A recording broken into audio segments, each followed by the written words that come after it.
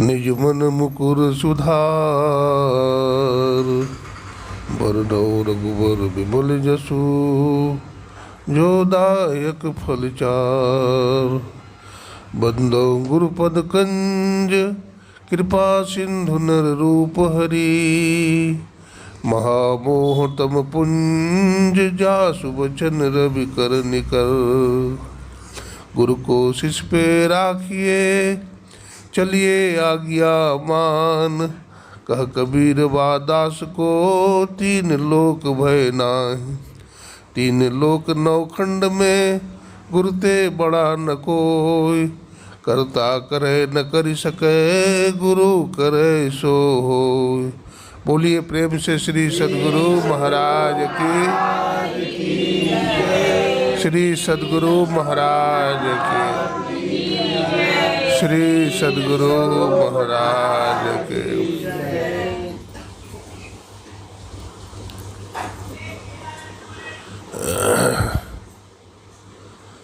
अव्यक्त रूप में अनंत श्री विभूषित परमाराध्य ब्रह्मलीन गुरुदेव के त्रैलोक पावन पाद पद्मों में कोटि कोटि नमन। गुरुदेव के मस्तिष्क स्वरूप ब्रह्मलीन पूज्यपाद महर्षि संत परमहंस जी महाराज, उनके हृदय स्वरूप पूज्यपाद ब्रह्मलीन महर्षि साहिब स्वामी जी महाराज तथा संत मत के वर्तमान आचार्य महर्षि हरनंदन परमहंस जी महाराज के चरणों में कोटि कोटि नमन, कोटि कोटि प्रणाम। आदरणीय सत्संग प्रेमी सज्जनों, भक्तिमती माताओं बहनों, सबों को नमन है, सबों को प्रणाम है।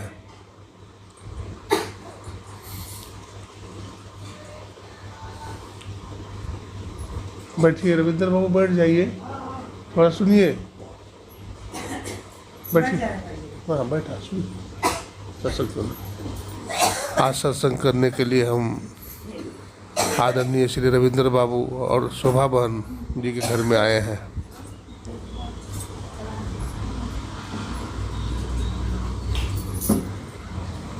अभी नवरात्र चल रहा है, आवाज देखिए ना, अभी नवरात्र चल रहा है और संपूर्ण भारतवर्ष में माँ दुर्गा की पूजा की तैयारी चल रही है। नवरात्रि, देवताओं ने नवरात्रि तक पूजन किया। जब इंद्र को खदेड़ दिया गया स्वर्गलोक से महिषासुर ने, तो सब भगवान नारायण के शरण में आए। कहा कि हम लोगों को राक्षस ने खदेड़ दिया है, महिषासुर ने। तो सभी देवताओं ने अपना अपना शक्ति प्रदान किया, सभी अपनी अपनी शक्ति प्रदान किया। और नवरात्रि के दिन जब पूजा संपन्न हुआ तो विजयदशमी है ना, माँ दुर्गा प्रकट हुई। आवाज देखिए इसका, छोड़ देता है ना। दशमी के दिन माँ दुर्गा प्रकट होती है और महिषासुर राक्षस का वध करती है।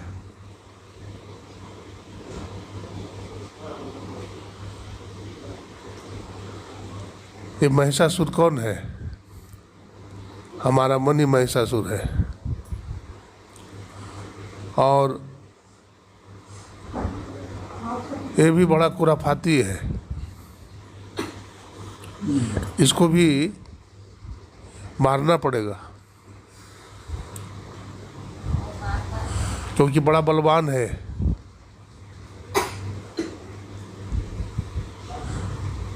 पलटू साहब कहते मन नहीं पकड़ा जात बहादुर जवान है, करत रहत खरखंड बड़ा शैतान है।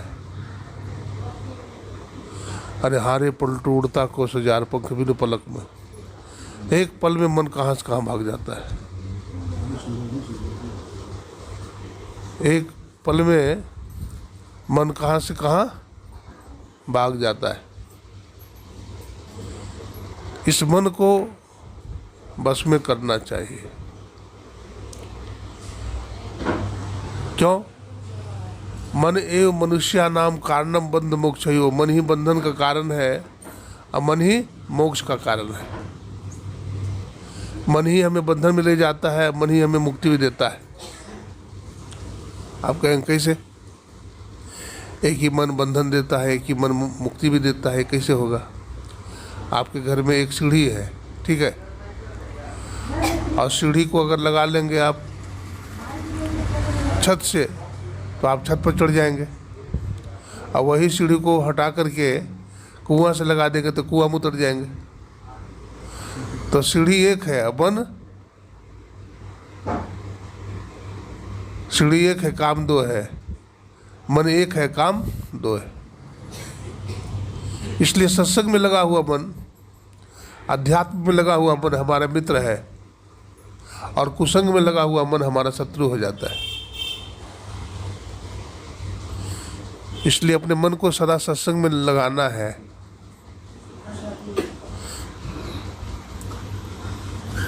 अपने देश में हुई एक गोस्वामी तुलसीदास जी महाराज, बहुत उच्च कोटि के महात्मा हुए, संत हुए, और उन्हीं के समय में काशी नरेश भी एक है ना।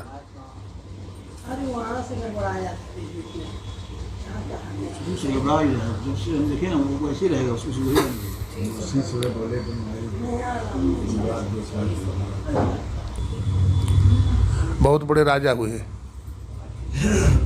तो काशी नरेश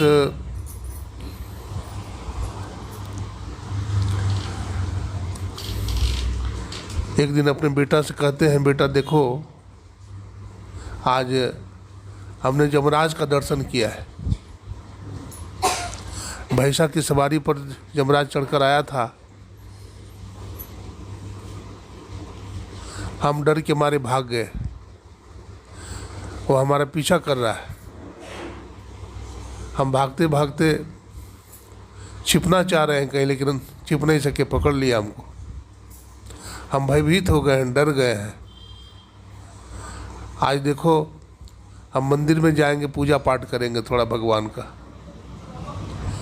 क्योंकि भगवान का पूजा पाठ हम आज तक कभी किया नहीं। अध्यात्म से सदा दूर रहा, सत्संग से सदा दूर रहा। आज हम मंदिर में जाकर के भगवान का पूजा पाठ करेंगे थोड़ा। बोला ठीक है पिताजी, जाइए आप मंदिर में। तो काशी नरेश चले गए। कहाँ चले गए? श्री राम जानकी मंदिर था।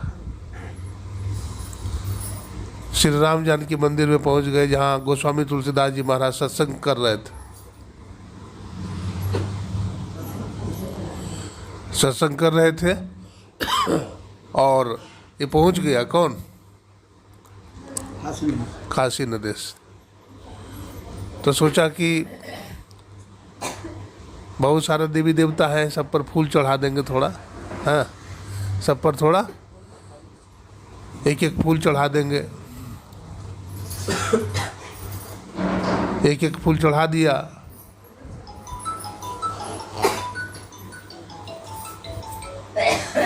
अब क्या होता है,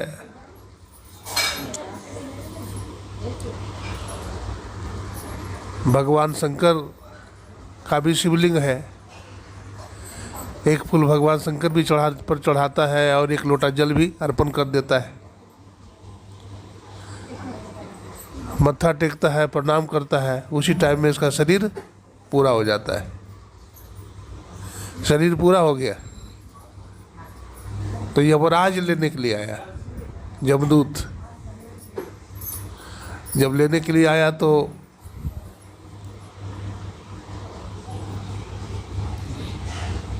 वहाँ पर बतलाते हैं एक देवता होते हैं चित्रगुप्त। चित्रगुप्त देवता होते हैं, उनके हाथ में एक बही होती है। अब पूरा जीवन का ब्यौरा होता है उसमें। आपने अपने जीवन में कितना सत्कर्म किया, कितना पाप किया, कितना पुण्य किया, पूरा ब्यौरा लिखा रहता है। तो चित्रगुप्त जी ने देख लिया ब्यौरा। अब ब्यौरा देख लिया तो कहा कि ये महापापी है, इसको नरक में ले जाओ। तो नरक में ले जाने की तैयारी करने लगा यमदूत। तो कहता है ठहर जाओ थोड़ा भी, एक अपने जीवन में अच्छा काम किया है, सत्कर्म किया है। क्या सत्कर्म किया है? तो जीवन में क्या सत्कर्म किया है? तो यही सत्कर्म किया है कि ये मंदिर में आया है भगवान के दरबार में और देवताओं पर एक एक फूल चढ़ाया है। ऐसे सत्कर्म बन गया।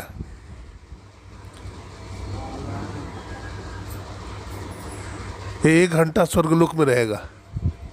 1 घंटा के लिए कहाँ जाएगा? स्वर्गलोक में जाएगा। तो ठीक है, उसकी तैयारी होने लगी। विमान लाया गया, विमान पर उसको बैठाया गया, गले में फूल का माला डाला गया, आरती उतारी गई उसकी, और विमान आकाश में उड़ गया। गया वहाँ स्वर्गलोक में। तो स्वर्गलोक में तो बड़ी दिव्यता है, चारों तरफ देवी देवता है, वहाँ सुख दुख नहीं है। तो वहाँ भी देखा एक मंदिर है वहाँ,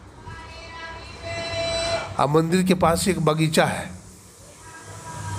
वो मन में सोचता है, डर भी रहा है कि थोड़ा सा जीवन में सत्कर्म किया, थोड़ा सा पुष्प चढ़ाया भगवान पर, 1-2 फूल चढ़ाया, तो 1 घंटा का स्वर्गलोक हो गया। यहाँ भी भगवान का दरबार है और यहाँ भी फुलवाड़ी है। 1 घंटा समय का सदुपयोग करूँ तो 100 फूल वहाँ से तोड़ लिया बगीचा से और सब भगवान पर अर्पण कर दिया। जब 1 घंटा समय बीत गया तो कहा कि अब इसको ले चलो। कहा अब इसको ले चलो नरक। तो कहा महाराज ठहर जाओ, अभी बहुत सारा सत्कर्म कर लिया। 1 फूल चढ़ाया तो 1 घंटा रहा स्वर्ग में, अब सैकड़ों फूल चढ़ा दिया तो 100 घंटा स्वर्गलोक में रहेगा। इस तरह से उसका पुण्य बढ़ता चला गया, पुण्य उसका बढ़ता चला गया और वो स्वर्गलोक में ही रह गया। श्री सद्गुरु महाराज की जय। तो हम भी अपने जीवन में सत्कर्म करते रहे, है ना। हम अपने जीवन में क्या करें? सत्कर्म करते रहे। सत्कर्म क्या है? सत्य कर्म। वो सत्य जो परमात्मा है, ईश्वर है, उनको जानना ही सत्कर्म है ना। वो ईश्वर परमात्मा है, उनको न जाने तो सत्कर्म नहीं है। तो वो ईश्वर जो है वो कैसे है? तो गुरु महाराज कहते हैं, सब में व्यापक, सबते न्यारा, और सब घट एक ही राम हो राम राम। जय जय राम, जय जय राम, जय जय राम कहूँ, जय जय राम। जयति जयति जय राम हो राम। कहते हैं मेहंदी में लाली, और घी दूध में, और फूल में बास समान हो राम राम। जय जय राम, जय जय राम, जय जय राम कहो, जय जय राम। तो वो परमात्मा क्या है? सर्वव्यापक है, सब जगह रहते हैं। जैसे मेहंदी में है लाली है, अब फूल में सुगंध है, अब मिश्री में मिठास है कि नहीं? ठीक उसी तरह से वो ईश्वर परमात्मा सब में समाया हुआ है।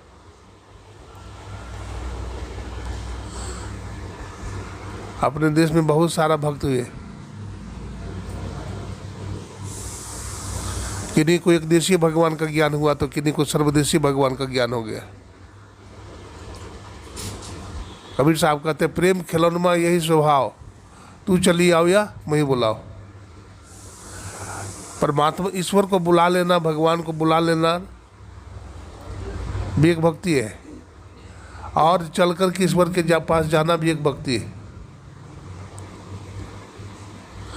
तो क्या करना चाहिए?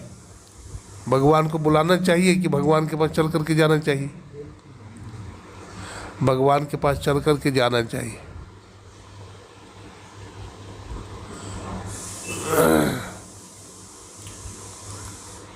गुरु साहब कर जानिए, रहिए शब्द सबाए, अब मिले तो दंडवत बंदगी, अब पल पल ध्यान लगाए। गुरु सीढ़ी ते उतरे, शब्द भी हो ना होए, ताको काल की सीटी है, राख सके ना कोई। मूल ध्यान गुरु रूप है, अब मूल पूजा गुरु पाँव। अब मूल सत्य सत्य वचन है, मूल सत्य सत्य भाव।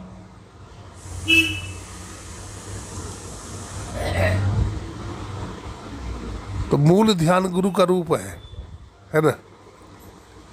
ध्यान मूलम गुरु मूर्ति, अब पूजा मूलम गुरु पदम, अब मंत्र मूलम गुरु वाक्यम, मोक्ष मूलम गुरु कृपा। अगर एक गुरु की पूजा करते हैं तो सब माता पर प्रसन्न हो जाएगी। दुर्गा माता हो, काली माता हो, भैरव माता हो, संतोषी माता हो, सब माता प्रसन्न हो जाए। और एक गुरु अगर प्रसन्न नहीं हुए तो कोई माता प्रसन्न होने वाली नहीं, याद रखिए। बाबा चरणदास जी महाराज कहते, गुरु बिन और न जान, मान मेरो कहो, और चरणदास उपदेश विचारत ही रहो। गंगा सम गुरु होय, पाप सब धो बही, और सूरज सम गुरुदेव तिमिर हरि ले वही। गुरु ही को धरो ध्यान, नाम गुरु को जपो, आपा दीजय भेंट पूरन गुरु ही थपो। समरथ श्री सुखदेव कहा महिमा करो, स्तुति कही न जाए शीश चरणन धरो। गुरु का इतना ऋण है कि शीश काट करके भी अगर चरण पर अर्पण कर दिया जाए तो उनके ऋण से हम ऋण नहीं हो सकेंगे। इसलिए उनकी भक्ति करनी चाहिए। जग में गुरु समान नहीं दाता, जग में गुरु समान नहीं दाता। गुरु के समान कोई दाता नहीं। मातहु से यदि छोह करे, गुरु पिते से अधिक भलाई।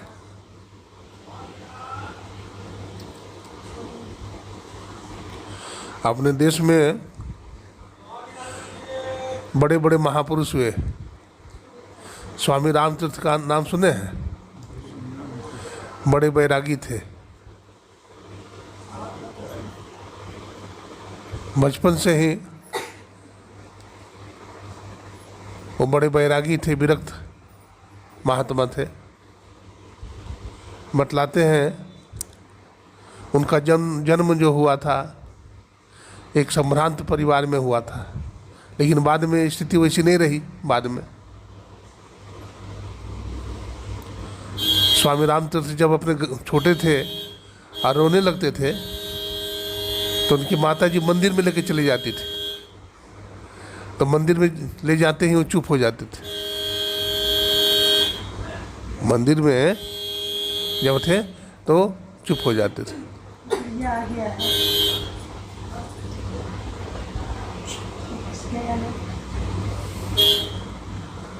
श्री सद्गुरु महाराज की जय। गणित के प्रोफेसर थे और जब उसमें कॉलेज में पढ़ाने के लिए जाते थे वो, तो उसमें गरीबी थी। हवाई चप्पल पहन करके जाते थे।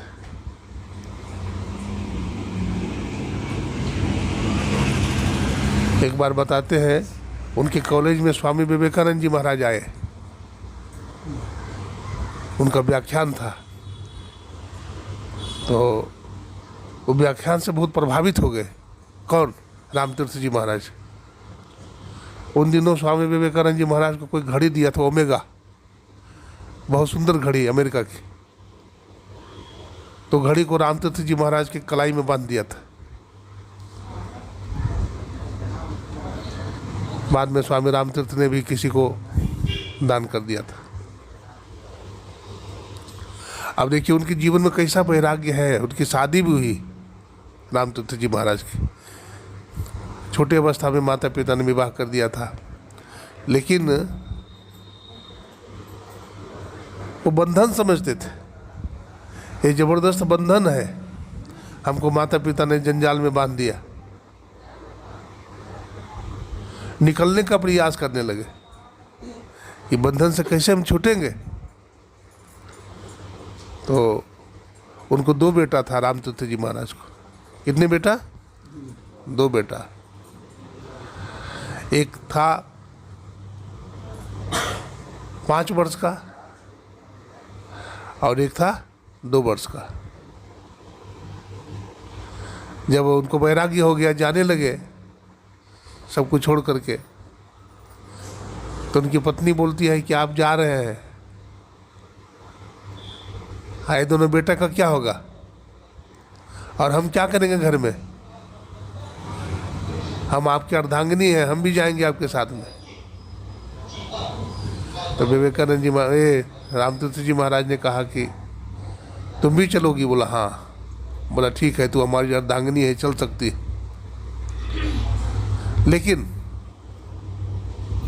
एक काम करना होगा। बोला क्या? बोला ये जो 2 बेटा है ना, ये भजन में बाधक है। ये 2 बेटा है, ये भजन में क्या है? बाधक है, इसको छोड़ना पड़ेगा। बोला कहाँ छोड़े? बोला जंगल में छोड़ा। तो 5 साल का जो बेटा था उसको लेके चली गई माता जी कहाँ? जंगल में। और जंगल में ले जा करके उसको छोड़ दी और भाग गई।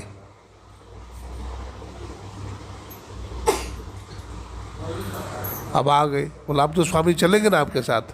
बोला नहीं। हाँ। बोला नहीं देवी, अभी भी नहीं चल सकती हो। बोला अभी भी बंधन है। बोला क्या? बोला छोटा बेटा है, इसको भी छोड़ आओ सड़क पर, कहीं छोड़ आओ एकांत में, तब चलोगी तुम। तो पति का संग न छूटे, पति का साथ बना रहे, चाहे बेटा का संग छूट जाए, ऐसी भावना से वो चली जाती है। और जो 2 साल का बेटा था उसको लेकर कहाँ जाती है? कहाँ? सड़क पर चली जाती। और सड़क पर ले जा करके उंगली पकड़े रहती है। वो 2 साल का बच्चा है, उंगली पकड़ के ले जाती है। माता उंगली छुड़ा देती है, लेकिन बेटा फिर उंगली पकड़ लेता है। माँ का ममता है, फिर उंगली माँ छुड़ा देती है, फिर बेटा पकड़ लेता है। इस तरह से उंगली छुड़ाकर भाग जाती है माँ। बच्चा रोते रह जाता है। स्वामी रामतीर्थ जी महाराज के पास जाती है। कहा स्वामी अब तो चलेंगे ना? बोला नहीं देवी, अभी भी नहीं जाओगी, अभी भी बहुत कुछ बाकी है। बोला क्या बाकी है? बोला अभी तू सधवा बनी हुई है, हाथ में तुम्हारा चूड़ी है, ये सधवापन का प्रतीक है, ये चूड़ी पटक दो, फोड़ दो। बोला कैसे हो सकता है? बोला हाँ, ये चूड़ी पटक दो।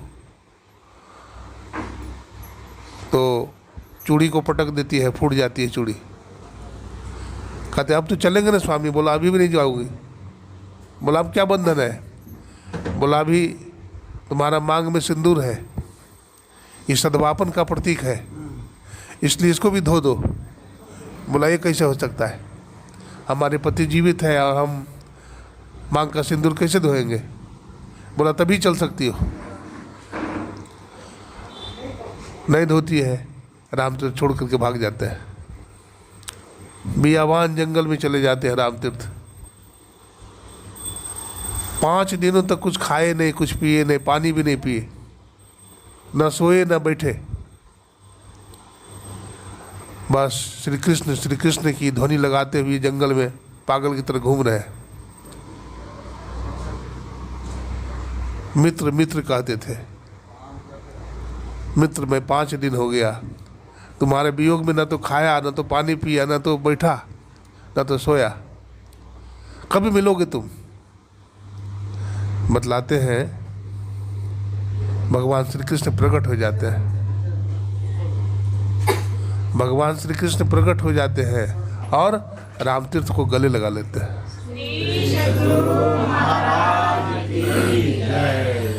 त्यागात शांति निर्गच्छति, त्याग से शांति मिलती है। हमारे जीवन में भोग ही भोग है। अब भोग में रोग है न, भोग में क्या है? रोग है। और त्याग में क्या है? शांति।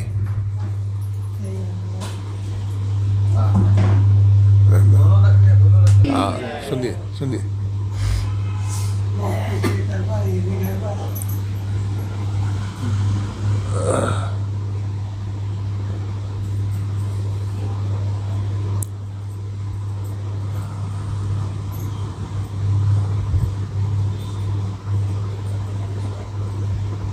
अतिशय रगड़ करे जो कोई अनल प्रगट चंदन ते होए, गोस्वामी तुलसीदास जी कहते हैं। हम लोग संसार में बहुत तरह का प्रयास करते रहते हैं, सुखी हो जाए, सुखी हो जाए, सुखी हो जाए, लेकिन अपनी आत्मा की उन्नति के लिए, आत्मा के कल्याण के लिए प्रयास नहीं करते हैं। सारा प्रयास संसार के लिए करते हैं।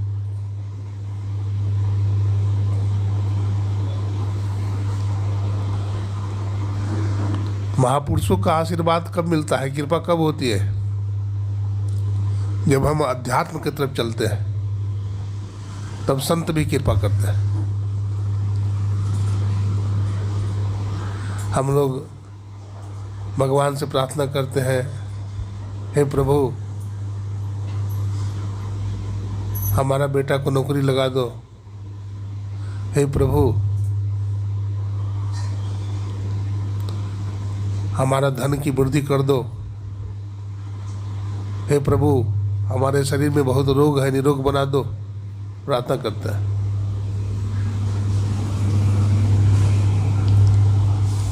लेकिन हम प्रभु से नहीं कहते हैं कि हमें आत्मज्ञान दे दो, नहीं, हमें आत्मज्ञान दे दो। अगर ये कहेंगे प्रभु से कि हमको आत्मज्ञान दे दो, तब संत भगवंत की कृपा हो जाएगी। भगवान बुद्ध थे, ठीक है, भगवान बुद्ध सत्संग किया करते थे।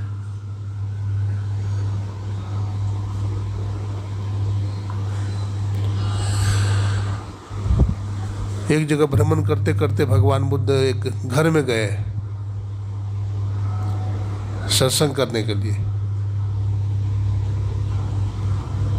तो एक सेठ को एक ही बेटा था,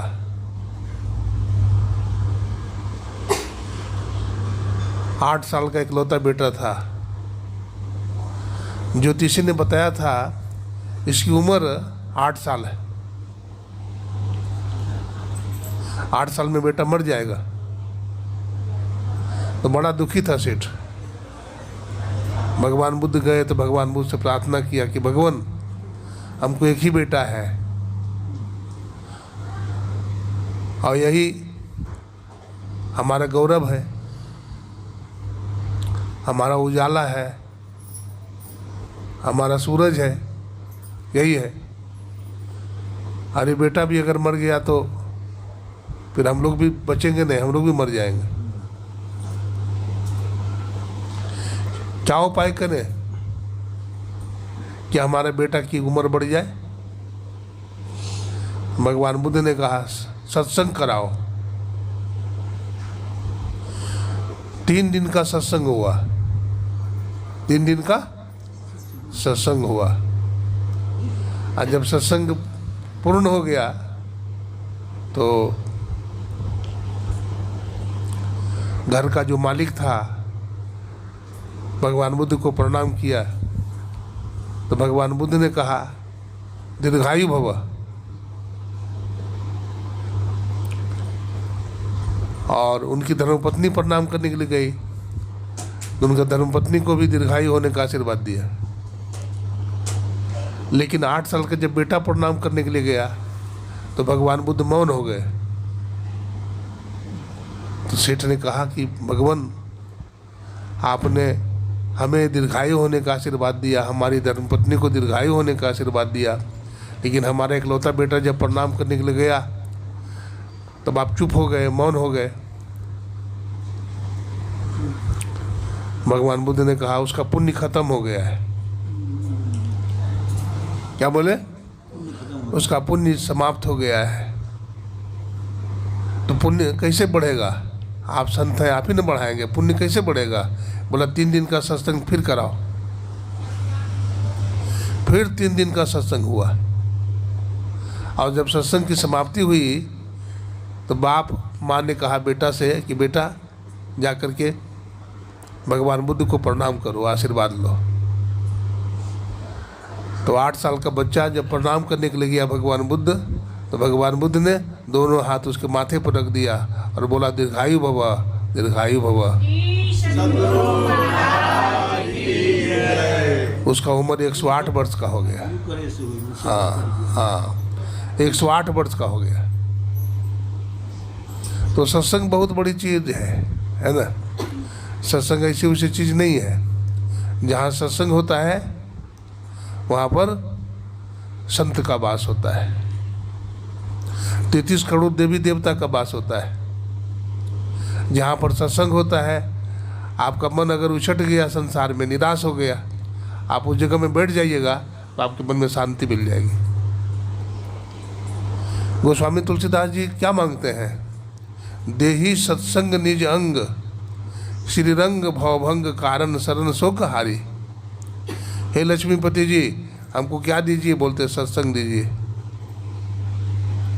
ये सत्संग क्या है? ईश्वर का निज अंग है। निज मने अपना।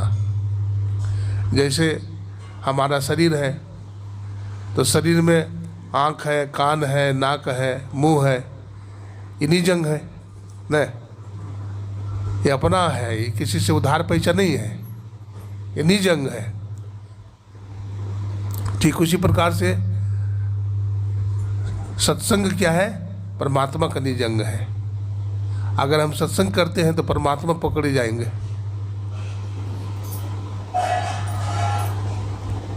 अगर सत्संग करेंगे तो परमात्मा पकड़े जाएंगे। सत्य, सत्य सोई जो विनशय नाहि। सत्य क्या है?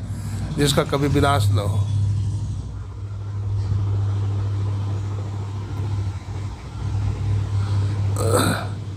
इसलिए हमारे उपनिषद में भी सत्य बोलने के लिए कहा गया। सत्यम वद धर्मम चर, मातृदेवो भव, पितृदेवो भव, आचार्य देवो भव, सर्वदेवो भव, है ना।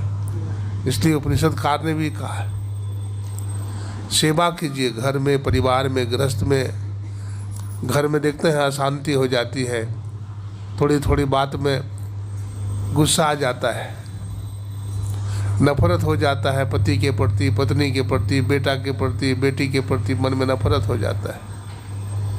सत्संग नहीं करते हैं आप भजन नहीं करते हैं, आप मंत्र का जप नहीं करते हैं, इसलिए मन में गुनावन आता है। अगर सत्संग ध्यान भजन करते रहेंगे तब ऐसा नहीं होगा।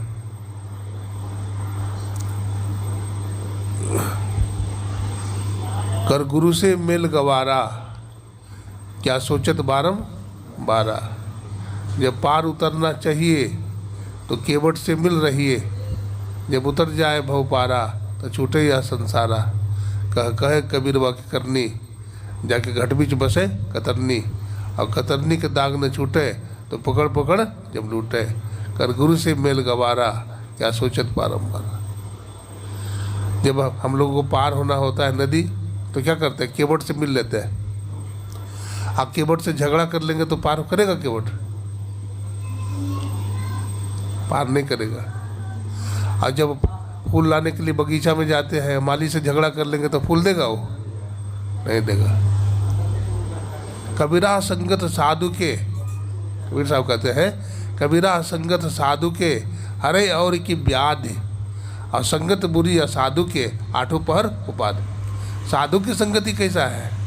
कहते औरों के व्याध को हरने वाली है, और असाधु की संगति दुख देने वाली है। एक राजा था, तो एक महात्मा भिक्षा मांगते मांगते, वो राजा बड़ा कंजूस था, किसी को देता नहीं था कुछ। तो महात्मा भिक्षा मांगते मांगते आ गए। भिक्षाम देही, तो किसी को देता ही नहीं था। लेकिन महात्मा को देखा न हो तो उसका मन बदल गया। किसका? सेठ का मन बदल गया। उसके शरीर में तेज था, तो उसके तेज को देख करके बोला नहीं भाई दे दो कुछ इसको। तो कमंडल में एक कलछी चावल दाल सब्जी दे दिया। महात्मा ले लिया और प्रसाद पा लिया। शाम का समय हो गया, आसमान में काले काले बादल घिर आए, बारिश होने लगी। तो सोचा अब कहाँ जाएंगे। तो उन्होंने राजा साहब से कहा कि राजन, अब तो रात्रि का समय हो गया, वर्षा हो रही है, कहाँ जाएंगे। अब हमको रहने का जगह दे दीजिए, आप यहीं रह जाएंगे, सुबह चले जाएंगे। बोला कोई बात नहीं, रह जाओ, बहुत जगह है। तो एक कमरा दे दिया, बोला इसमें आसन लगा लीजिए अपना। तो महात्मा उसमें अपना आसन लगा लिया। महात्मा आसन लगा लिया और राजा तो चक्रवर्ती राजा थे। महात्मा रात भर अपना भजन किया, सुबह उठा, स्नान आदि करके अपना वो जो है चलने लगा। तो सोचा राजा से मिलना चाहिए, आदेश ले लेना चाहिए। तो राजा के पास गया। तो राजा कोई सामान्य राजा तो था नहीं, 5000 ऊंट था। अब 5000 ऊंट पर केवल उसकी तिजोरी की चाबी चलती थी। बताइए, 5000 ऊंट पर केवल उसका तिजोरी का चाबी चलता था। अब कितना बड़ा राजा था वो। और उसका तिजोरी जो था सोना का था। तो सोना का तिजोरी ही था, तो उसमें हीरा से कुछ कम भरा होगा। हाँ, सोना का तिजोरी में हीरा से कुछ कम भरा हुआ होगा थोड़े।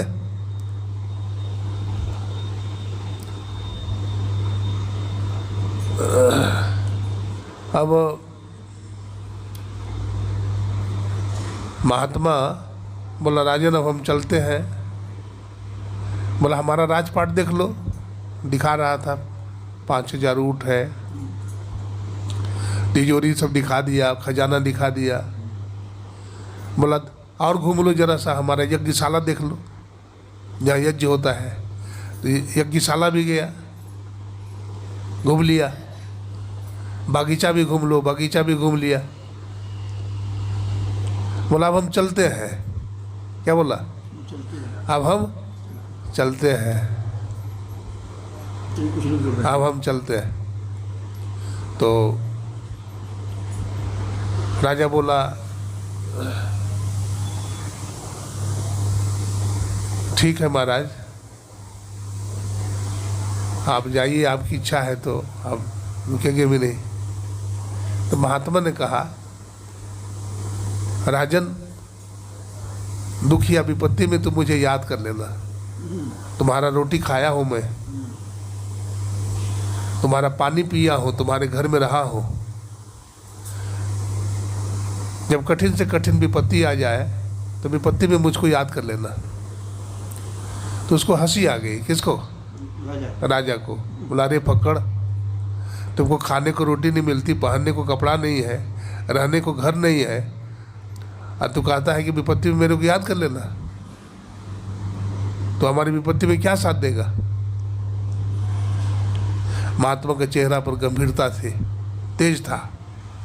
बोला मैं सत्य कहता हूँ, मैं ही तुम्हारी रक्षा करूँगा। अब महात्मा चल दिया, आया मौज फकीर दिखा दिया, झोपड़ा फूक, महात्मा चल दिया।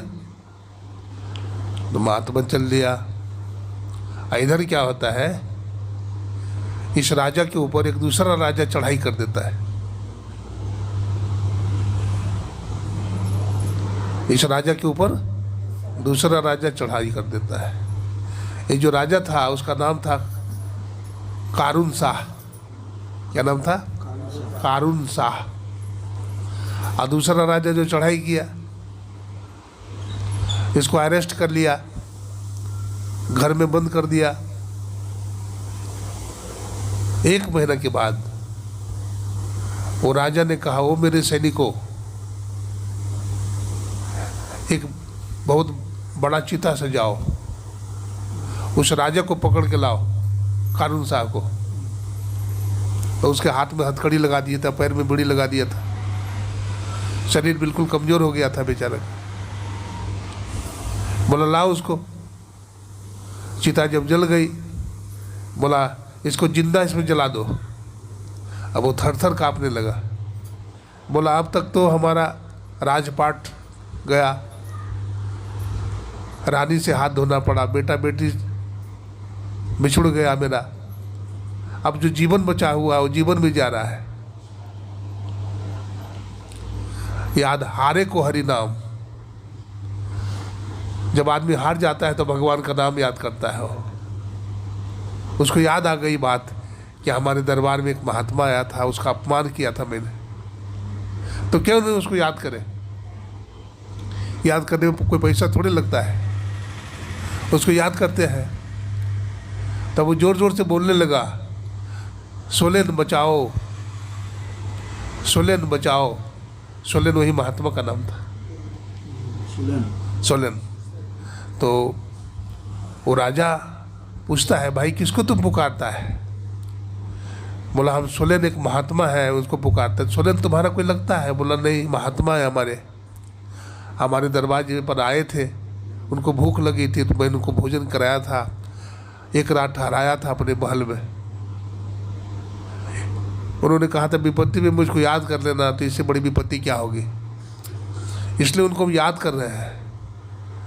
अब वो जो राजा था अपने सैनिकों से कहता है, वो मेरे सैनिकों, ये मरते समय में हमारे संत सदगुरु का नाम लिया है। सोलेन हमारा संत सदगुरु है और हमारा गुरु का नाम लिया है, इसलिए इसको चिता में मत जलाओ, इसको माफ कर दो, छोड़ दो, इसके राजपाट को वापस कर दो, इसको रथ पर बैठाओ और रानी के पास इसको पहुंचा दो।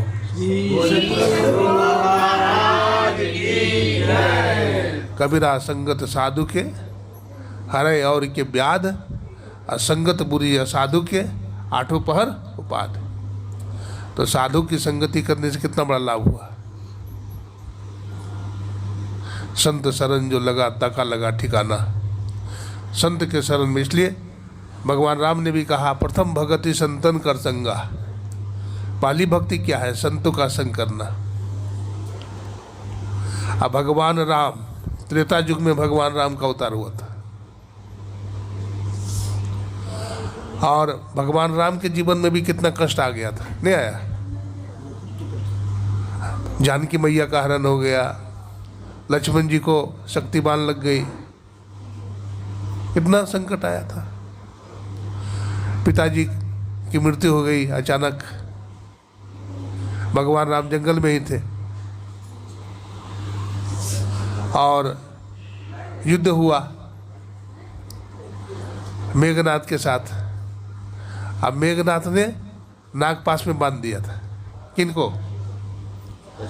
श्री राम लक्ष्मण को नागपाश में बांध दिया,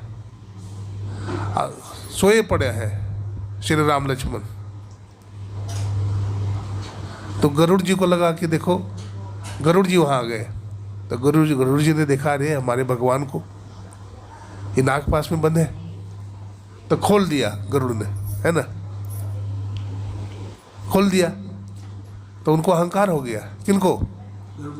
गरुड़ जी को अहंकार हो गया कि हम अगर नहीं आते तो श्री राम लक्ष्मण बंधे ही रह जाते। देखिए, अहंकार सबसे बड़ा दुश्मन है हमारा। ये भजन ध्यान साधना में अहंकार बहुत बड़ा शत्रु है।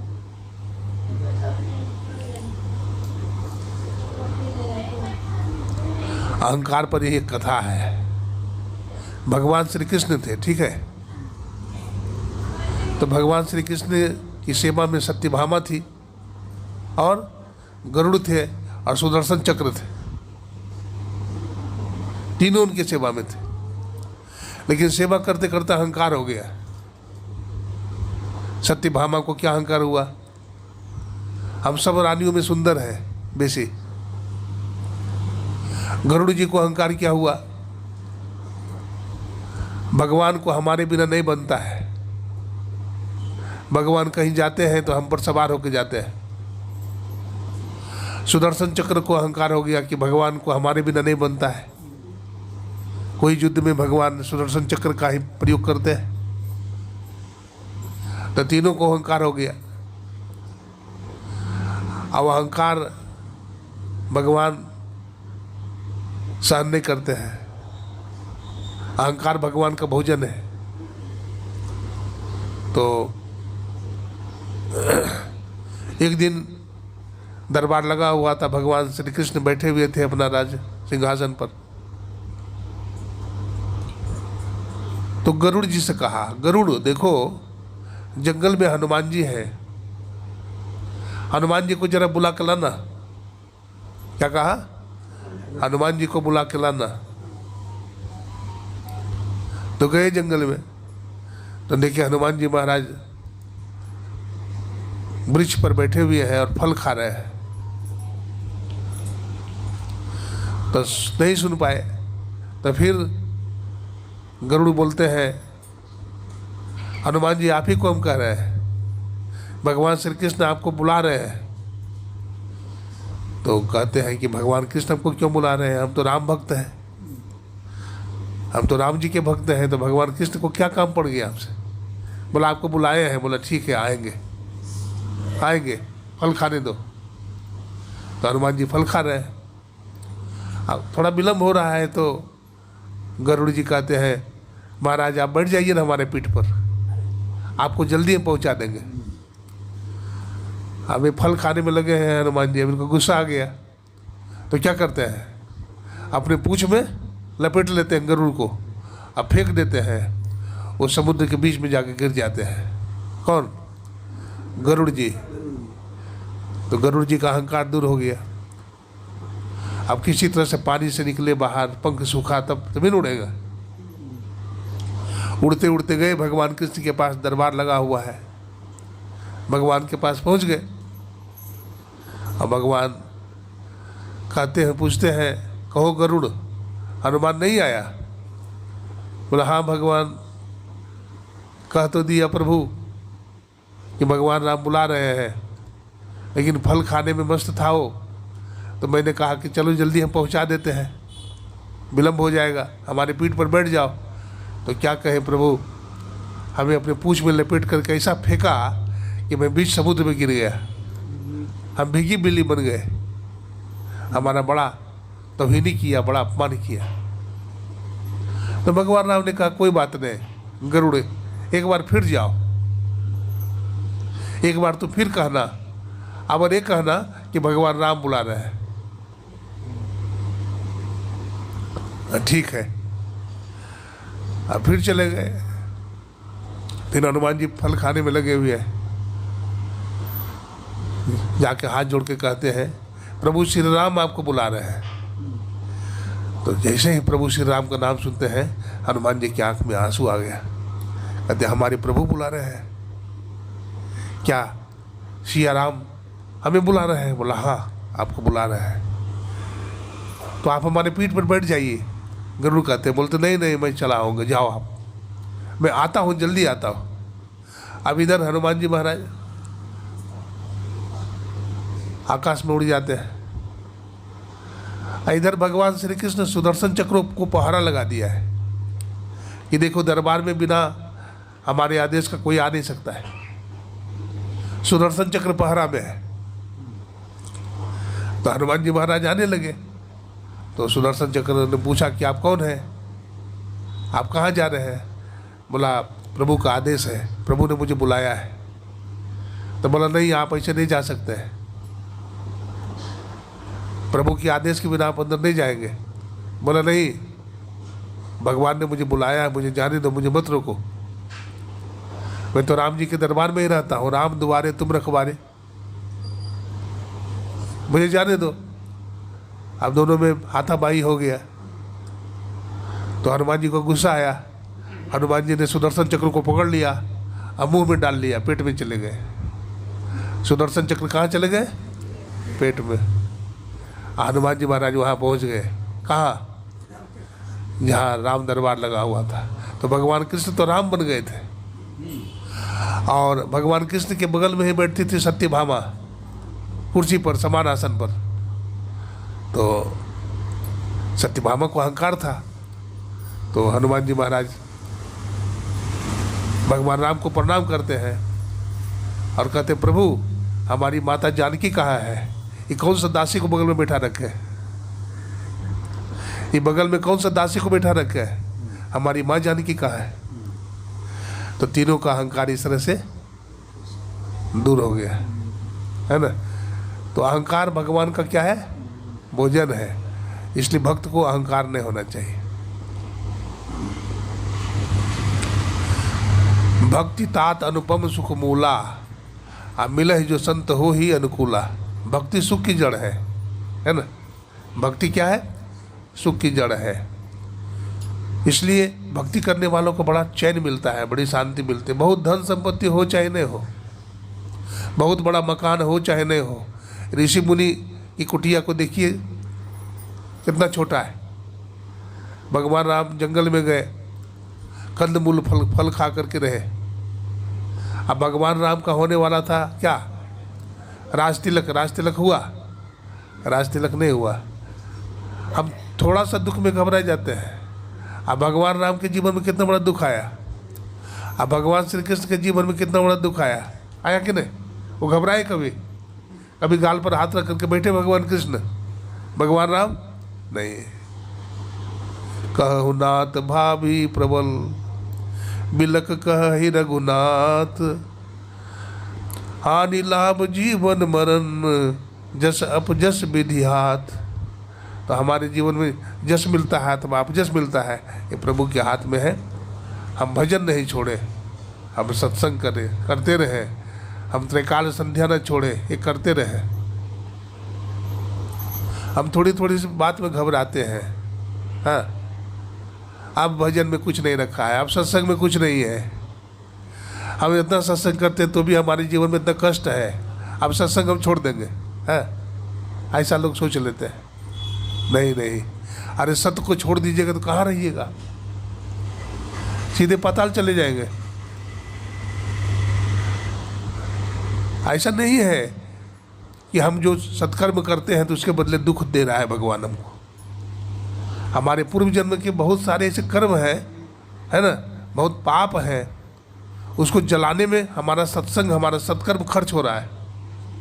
देखिए, जून के महीने में जब वर्षा होती है ना, धरती में दरार पड़ जाती है ना, दरार पड़ जाता है धरती में दरार पड़ जाती है। और पहली दफ़ा जब बारिश होती है तो सब पानी दरार में चला जाता है। तो आप क्या कहेंगे? वर्षा नहीं हुई? वर्षा तो हुई, लेकिन पानी दरार में, जो रसातल में चला गया सुखाने के लिए। हमारा पाप जो है ना सोख रहा है। पूर्व जन्म के पाप से हरि चर्चा न सुहाए।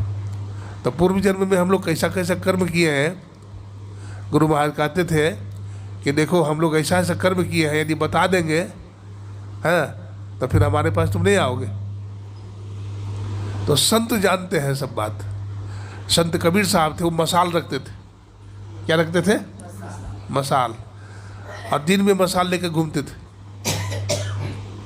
तो मसाल उसके सामने रखते थे तो उसका प्रतिबिंब इसमें बनता था, तो कोई आदमी दिखाई नहीं पड़ता था।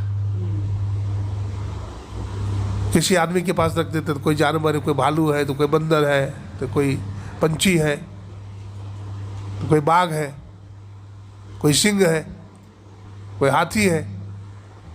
कबीर साहब अपने पास रखते हैं तो केवल मनुष्य है। कबीर साहब केवल मनुष्य है। देखिए, ये मसाल है। एक बिंदु ता दूरबीन हो, दूरबीन क्या करे? अपिंड में ब्रह्मांड दरस हो, बाहर में क्या फिरे? जरा भजन कीजिए कमर कस करके, है ना। भजन करते रहिए, आपको चैन मिलेगा। देखिए, भजन करने वाला आदमी जो बैठता है घंटा 2 घंटा, वो भोजन करके लेटता है तो उसका शरीर वहाँ रहता है, उड़ते रहता है वायुमंडल में। कहाँ चक्कर काटता है, कहाँ सूरत ठहरानी रहे आकाशा, तिल खिड़के में रेज दिन बासा। गुरु महाराज कहते हैं, गुरु खोलिए वज्र कपाट अंधेरी सन्मुखी। हे गुरु महाराज, हमारा वज्र कपाट खोलिए। ये वज्र कपाट बंद है ना। वज्र कपाट क्या है? बंद है। तो वज्र कपाट कैसे खुलेगा? ध्यान करने से। ध्यान करने से वज्र कपाट खुलेगा। एक आसन से बैठिए, इसके लिए ब्रह्मचर्य का पालन भी करिए, संयम रखिए शरीर पर। बिना संयम का नहीं होगा, आप बैठ ही नहीं सकते हैं। और खास करके जो दृष्टि साधन है उसमें तो संयम का बड़ा खेला है। दृष्टि साधन में संयम का बड़ा खेला है, और नहीं तो अब बार बार आपकी सूरत वहाँ स्थिर होगी नहीं। दृष्टि योग, गुरु महाराज लिखते हैं, दृष्टि योग अभ्यास अति ही करते ही करत, अकपनी सहजे छूटे प्रौढ़ हो गई सूरत, तिल दरवाजा टूटे नजर की जोर से, अरे हारे में ही लगे टकटक की खूब जोर बड़ जोर से। तो बिंदु ध्यान बहुत कठिन चीज़ है। खास करके मानस जप तो मोटा मोटी है, गुरु मंत्र जप लेते हैं, हाँ, और मानस ध्यान भी कर लेते हैं, अपने इष्ट के मूर्ति का भी ध्यान कर लेते हैं, रूप का ध्यान कर लेते हैं। लेकिन बिंदु ध्यान जो है कठिन है।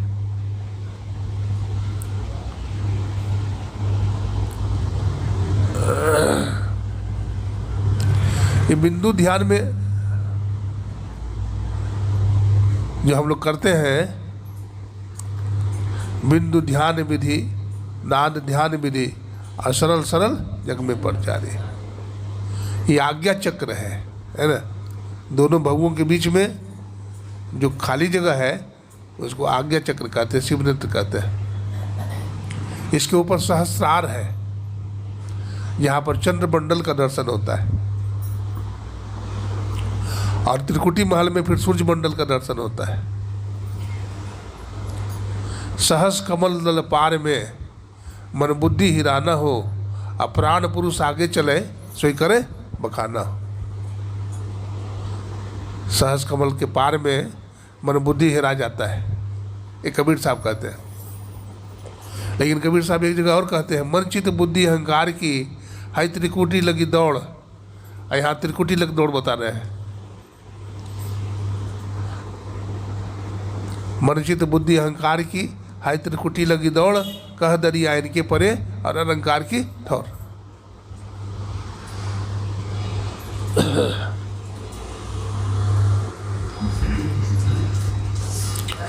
जो दृष्टि साधन में होते हैं, है ना, जो दृष्टि साधन, जो बिंदु ध्यान करते हैं, उनमें बड़ी शक्ति हो जाती है।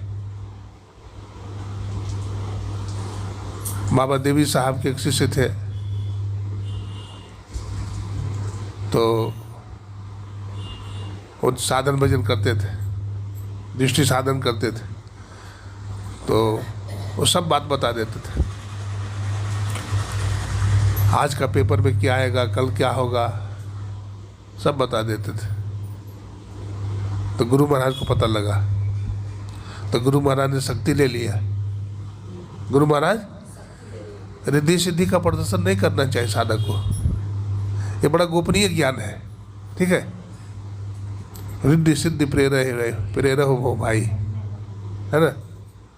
गंग जमुन युग रेतवा, मलिया बाग लगाया हो, और कच्ची कली तोड़ के मलिया पछताया हो। ये गंगा जमुना क्या है? ये बाई आँख इड़ा है, और दाहिनी क्या है? पिंगला है, और इसके बीच में सरस्वती जी है, वो ब्रह्म विचार का प्रतीक है सरस्वती, है ना। तो वहाँ पर हम लोग ध्यान लगाते हैं। और जैसे कोई किसान होता है और पौधा को रोपता है, उसमें जल डालता है, खाद डालता है, जंगली जानवर से बचाता है, ठीक उसी प्रकार से उस पौधा की रक्षा करता है। और धीरे धीरे पौधा बढ़ते बढ़ते बढ़ते बढ़ते वृक्ष का रूप ले लेता है, फिर उसको कोई गिरा नहीं सकता, है ना। फिर उस साधना में आगे बढ़ जाता है, बहुत आगे निकल जाता है। और शरीर जब उसका छोड़ता है तो उसको कोई गम नहीं होता है, कोई दुख नहीं होता है, फिर दुनिया में नहीं आता है वो। इस संसार में आना जाना उसका समाप्त हो जाता है। तो यही काम करने के लिए परमात्मा ने हमें मनुष्य का शरीर दिया है। अगर एक काम नहीं किए, सब काम कर लिए और एक काम नहीं किए, तब हमारा कल्याण होगा? तब हमारा कल्याण फिर नहीं होता है। इसलिए इसी जीवन में हमें ईश्वर को जानना चाहिए। अगर ऐसा संकल्प है हमारा तो ठीक है, अगर ईश्वर को नहीं भी प्राप्त किए तो कम से कम स्थूल सूक्ष्म कारण को तो पार करेंगे। यहाँ तक तो काम हुआ, और फिर अगला जन्म में फिर यहाँ से फिर आगे बढ़ेंगे। तो इसलिए साधक को घबराना नहीं चाहिए। थोड़ी थोड़ी बात में हम घबरा जाते हैं। एक खरगोश था, ठीक है, खरगोश बड़ा कमज़ोर जानवर होता है।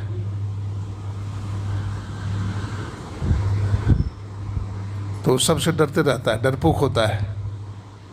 आदमी से डरेगा, बिल्ली से भी भागता है, कुत्ता को देख करके भागेगा। तो सोचने लगा कि भगवान हमारे साथ बड़ा जुल्म किया, सबसे कमज़ोर हमको बना दिया, हम दिन रात भागते रहते हैं। आज हम जान गंवा देंगे, अपना मर जाएंगे, तालाब में कूद करके प्राण दे देंगे। तो सुबह एक झाड़ी से निकला और तालाब की तरफ दौड़ने लगा। दौड़े दौड़े जा रहा है तो तालाब के किनारे क्या था? मेढक रहता है। तो खरगोश के डर से मेढक छपा छप पानी में कूदने लगा। तो खरगोश बोलता सावधान, तो मेढक बोलता सावधान क्या? बोला हम तो सोचे थे कि भगवान सबसे कमज़ोर हम ही को बनाया है, लेकिन हमसे कमज़ोर तो मेढक है, तू ही है। तो भगवान जो करता है अच्छा ही करता है, हम क्यों मरेंगे? हम नहीं मरेंगे। अरे सदा अपने से धर्मान को मत देखिए।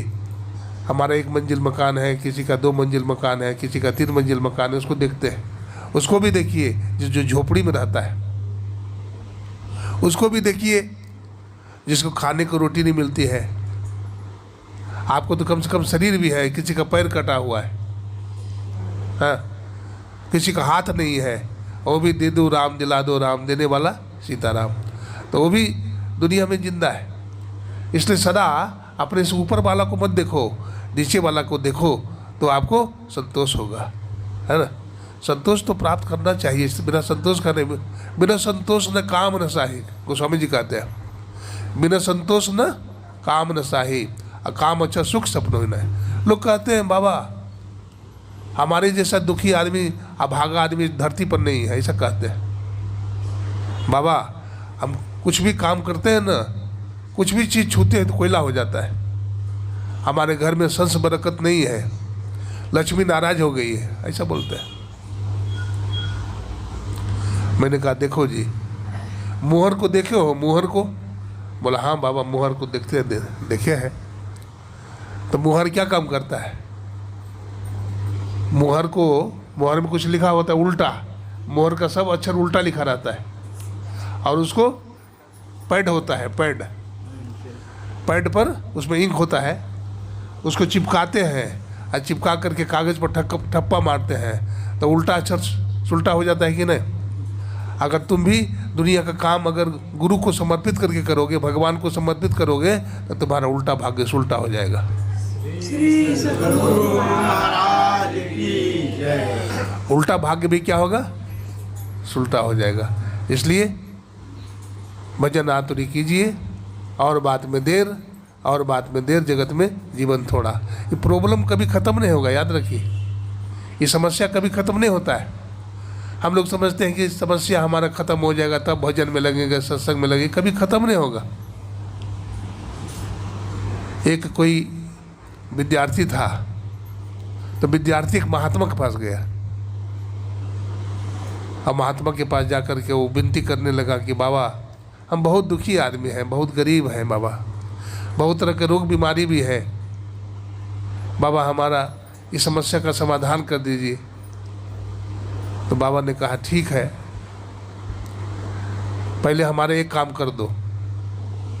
बोला क्या? बोला देखो हमारा ऊँट है, इसमें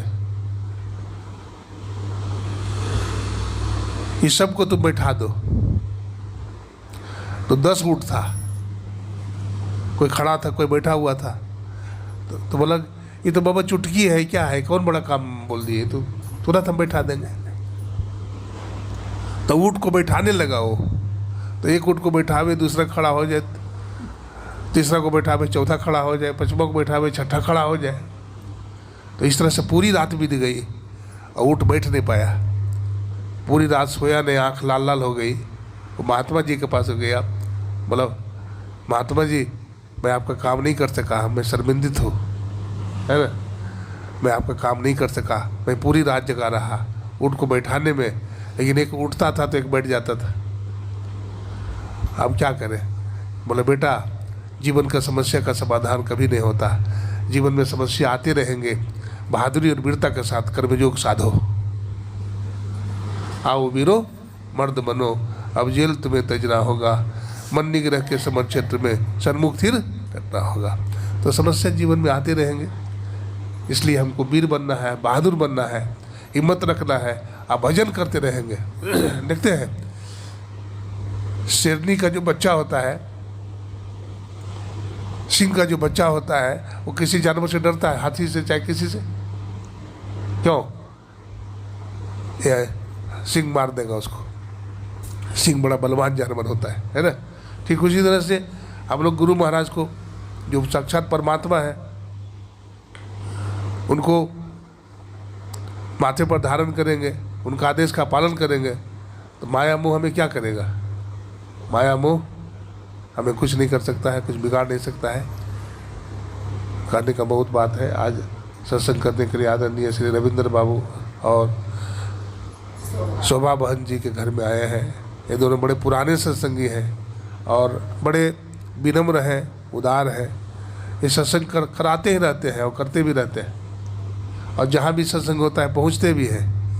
तो हम गुरु महाराज प्रार्थना करते हैं, इनका बेटा बेटी सब सत्संग में लगे रहते हैं, इनके साथ देते हैं। मैं गुरु महाराज प्रार्थना करता हूँ इसी तरह से सत्संग करते रहें, स्वस्थ रहें, और जितने भी सत्संगी भाई माता बहनें आए हैं सबके लिए गुरु महाराज मंगल कामना करते हैं। बोलिए प्रेम से श्री सद्गुरु महाराज की।